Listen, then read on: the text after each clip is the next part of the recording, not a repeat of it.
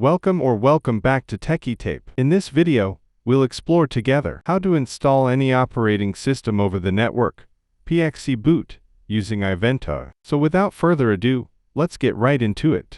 Installing any OS over the network using iVentoy PXE Boot. Set up iVentoy PXE Server.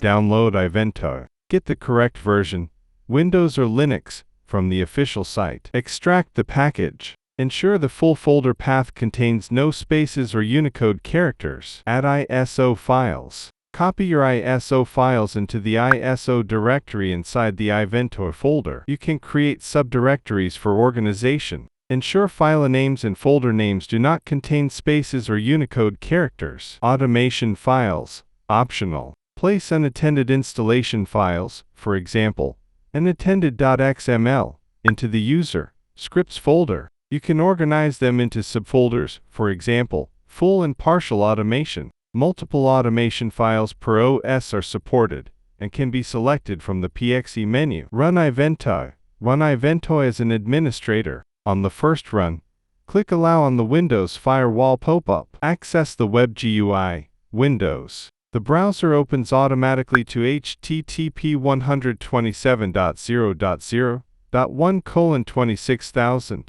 local, or httpx.x.x.x:26000, remote. Replacing X with the server's IP. Linux, for headless servers, access the GUI via another computer's web browser using the server's IP. Note: because you will use the local IP of the iVentoy host machine, it is highly recommended to assign it a static private IP. This prevents configuration issues if your local IP changes. Configure iVentoy GUI, ISO management. If you copy files directly to the ISO directory, click Refresh in the GUI to list them. Alternatively, upload them directly through the GUI. Automation. Optional. Click on an ISO image to assign unattended scripts using the Auto Script column. Injection.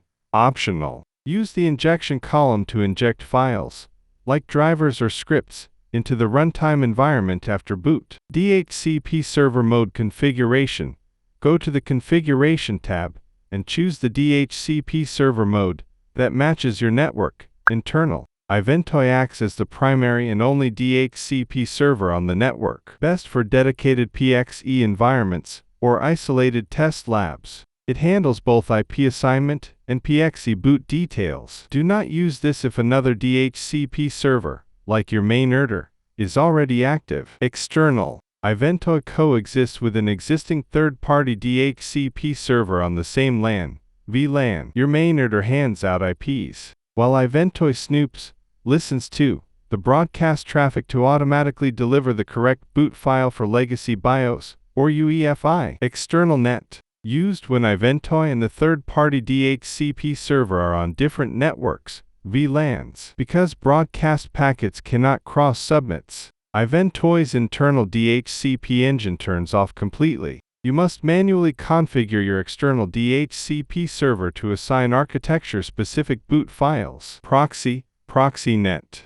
Designed for networks where the existing DHCP server, like a standard home router, cannot be configured with custom PXE boot options. Your main router hands out IPs, but iVentoy responds in parallel to supply the PXE boot file paths. Select proxy if iVentoy and your main DHCP server run on the exact same system. Select Proxynet if they run on different systems.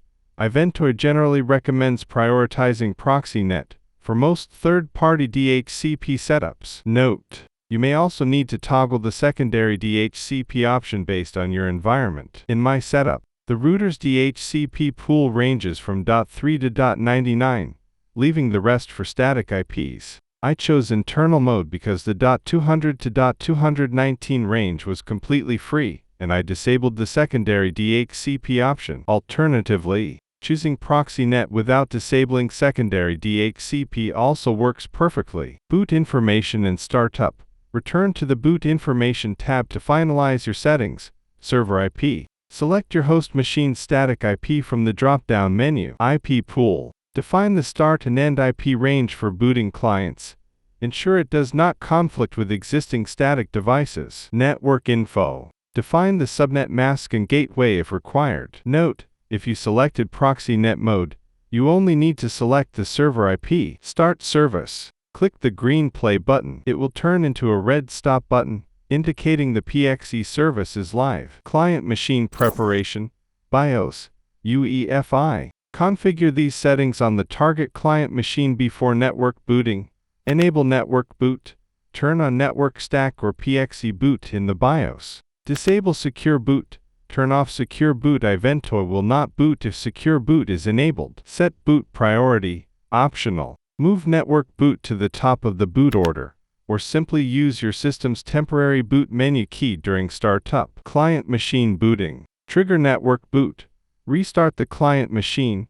Press the boot menu key, usually F12, F11, or F8, and select network boot, PXE boot.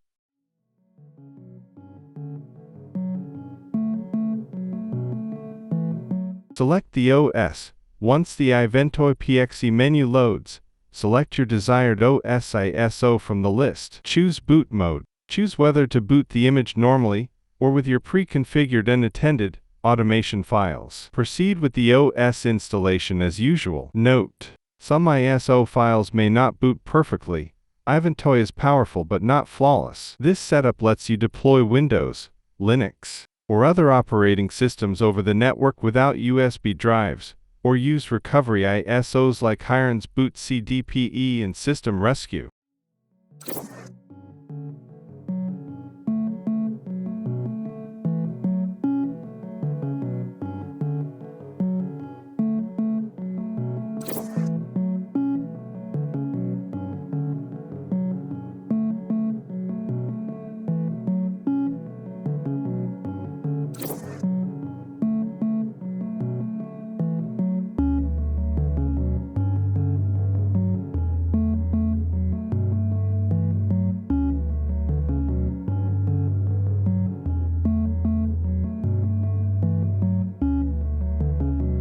And that's it for today. If you found this video helpful, please give it a thumbs up, consider subscribing, and don't forget to activate the notification bell so you won't miss out on any new uploads. Thank you for watching. I'll see you in the next one.